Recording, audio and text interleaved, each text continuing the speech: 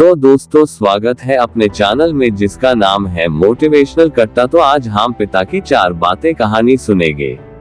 एक बार की बात है, एक गांव में एक साहूकार रहता था। वह अपने व्यापार के क्षेत्र में काफी उन्नति कर चुका था, जिसके बदौलत उसके पास धन संपत्ति किसी भी चीज की कोई कमी नहीं थी। लेकिन एक बात उसे खाए जा रही थी कि मेरे मरने के बाद मेरा बेटा अपना जीवन कैसे संभालेगा, क्योंकि उसका बेटा दिमाग से बिल्कुल नासमझ था। उसे बाहरी दुनिया की बिल्कुल भी समझ नहीं थी। कुछ दिन बाद साहूकार का स्वास्थ्य खराब रहने लगा। अब उसे महसूस हो गया था कि उसकी मृत्यु किसी भी क्षण हो सकती है। तब उसने अपने नासमझ बेटे को बुलाया और उसे अपना जीवन संभालने के लिए 4 बातें सिखाई। पहली सीख, बेटा जब भी काम पर जाए तो छाव में जाना और छाव में ही घर वापस आना। दूसरी सीख, घर के चारों तरफ चमड़ी की बाउंड्री करवाना। तीसरी सीख, हमेशा मीठा भोजन करना। चौथी सीख, पत्नी को हमेशा बांधकर पीटना। बेटे को 4 बातें सिखाते ही साहूकार जी स्वर्ग सिधार गए। अब बेटे ने अपने पिता की 4 बातें अपने जहन में बैठाए और एक नई जिंदगी की शुरुआत करने लगा।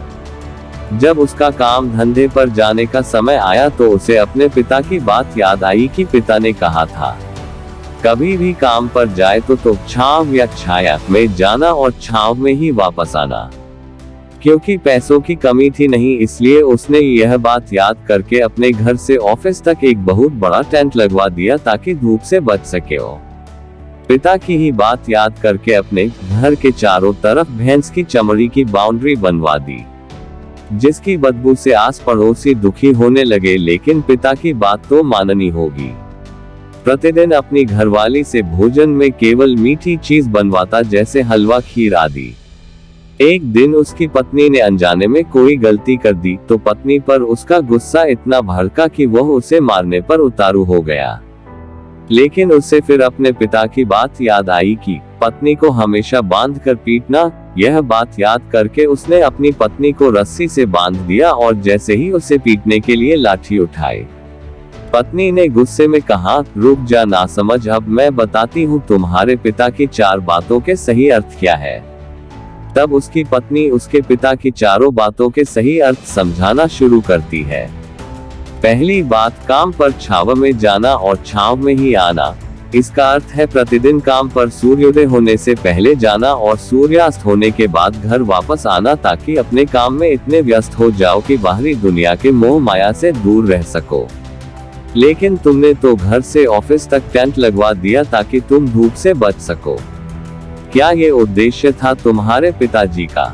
दूसरी बात, घर के चारों तरफ चमड़ी की बाउंड्री करवाना। इसका मतलब है अपने घर की सुरक्षा के लिए कुत्ता या बिल्ली पालना, ताकि चोरों से सुरक्षित रहा जा सके। लेकिन तुमने तो घर के चारों तरफ भैंस की चमड़ी लगवा दी, जो कि अर्थहीन है। तीसरी बात, हमेशा मीठा भोजन करना। इसका अर्थ है हमेशा भूख तेज लगने पर ही भोजन करना। इससे एक सूखी रोटी भी मीठे भोजन समान संतुष्टि देगी। जब किसी को बहुत तेज भूख लगती है तो वह यह कहकर भोजन का अपमान नहीं करता कि ये तुमने क्या बना दिया, भला ये भी कोई खाता है। यह तुच्छ लोगों के काम होते हैं और तुम प्रतिदिन मुझसे मीठा भोजन बनवाते हो, जो मनुष्य को गंभीर बीमारी की ओर ले जाता है। चौथी बात, पत्नी को हमेशा बांध कर पीटना। इसका अर्थ जानते हो? इसका मतलब है कि पत्नी को केवल तब पीटना जब उसके कोई औलाद हो जाए, क्योंकि औलाद होने से एक स्त्री रिश्तों में बंध जाती है।